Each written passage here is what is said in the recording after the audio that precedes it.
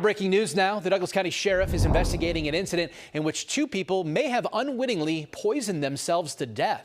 Yesterday morning, deputies were called to a local hospital to investigate the suspicious deaths of two people, ages 56 and 65. Investigators believe the victims, both of Nepalese descent, had purchased Ayurvedic medicinal products from a local retailer. Ayurvedic medicine is completely legal, traditionally involving natural herbs and oils. However, the investigation suggests those products may have been mixed into a homemade herbal tea, which poison control experts say could have created a potentially toxic blend. In a statement, Sheriff Aaron Hansen said, quote, "In this case, the products purchased were legal and the retailer that sold them does not seem to be at fault. This appears to be a case where the victims were unfortunately unaware of the dangers of what was being consumed," end quote.